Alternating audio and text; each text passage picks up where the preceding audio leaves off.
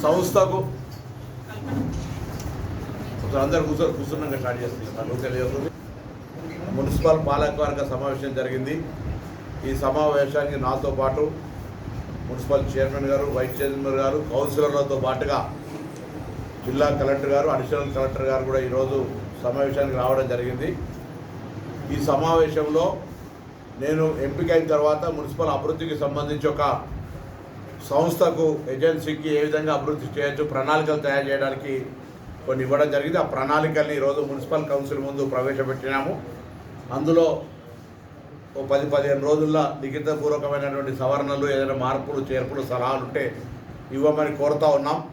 దాని ఆధారితంగా ఒక ఫైనల్ నివేదిక తయారు చేసి ప్రభుత్వం దృష్టికి తీసుకుపోయి అందులో ఫేజ్ 1, ఫేజ్ 2, ఫేజ్ 3 ఎట్లా ఏ విధంగా ఆ విధంగా అయితే ముందుగా రోడ్స్ డెవలప్మెంట్ కావచ్చు, డ్రింకింగ్ వాటర్ కావచ్చు, డ్రైనేజ్ సిస్టమ్ కావచ్చు, లేకపోతే అనేకమైన అంశాలను ప్రాధాన్యతగా తీసుకొని ముందుకు పోవాలి. ఎల్లమ్మ చెరువుతో పాటుగా మిగతా అనేటువంటిది ఒక నివేదించినారు. దాని ప్రకారంగా మున్సిపల్ని భవిష్యత్తులో వివిధ రకాలుగా అభివృద్ధి చేయడానికి ఒక ప్రణాళిక తయారు చేస్తున్నాం. ఇది ప్రణాళిక స్టేజ్ మాత్రమే. నేను ముందే మీటింగ్ సమావేశం సందర్భంగా చెప్పినా ఇది అనుమతులు కావు, ఇది ఒక ప్రతిపాదన, అందరం కలిసి చేస్తూ ఉన్నాం. ఇది సాధించుకునే విషయంగా నా యొక్క ప్రయత్నము, ఆలోచన కొనసాగుతూ అందరూ సహకరించమని సందర్భంగా కోరుతా ఉన్నాం.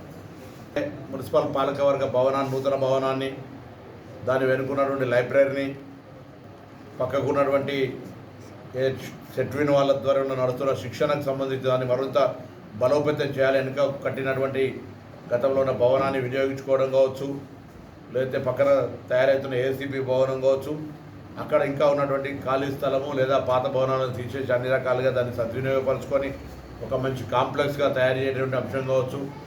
అదేవిధంగా అక్కడ ఉన్నటువంటి ఇరిగేషన్ మిగతా పార్ట్ను ఐఓసీకి పంపించడం కావచ్చు. ఇటువంటి అనేక కార్యక్రమాలు కూడా అక్కడికి వెళ్ళి చూడడం జరిగింది. దీంతో పాటుగా తొందరలోనే ఎఫ్ఎస్టిపి ప్లాంట్, ట్రీట్మెంట్ ప్లాంట్కి సంబంధించి కావచ్చు, లేకపోతే వెజిటేబుల్, నాన్ వెజిటేబుల్ మార్కెట్ కావచ్చు, స్టేడియం కావచ్చు, ఇవన్నీ కూడా తొందరలోనే ఒకసారి విజిట్ చేసి వాటి అభివృద్ధికి సంబంధించి కూడా ప్రజెంటేషన్లో ఉన్నది.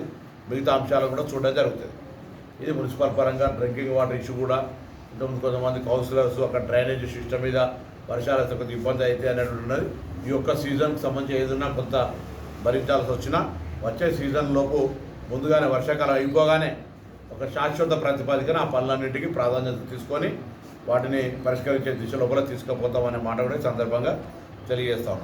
దీనికి పట్టణ ప్రజల సహకారం కూడా అవసరం కావాలి.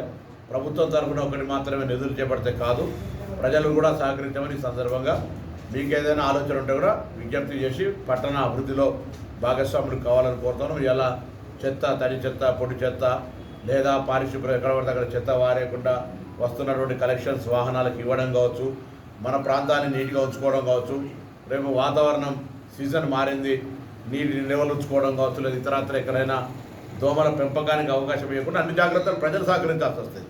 మేము ప్రభుత్వం తరఫున, మున్సిపల్ పాలకవర్గం తరఫున ఎన్ని చర్యలు తీసుకున్నా ప్రజల సహకారం అవసరం లేదు కాబట్టి ఆ దిశలో సహకరించాలి పట్టణ అభివృద్ధిలో పట్టణ ప్రజలను కూడా ఈ సందర్భంగా కోరుతాను.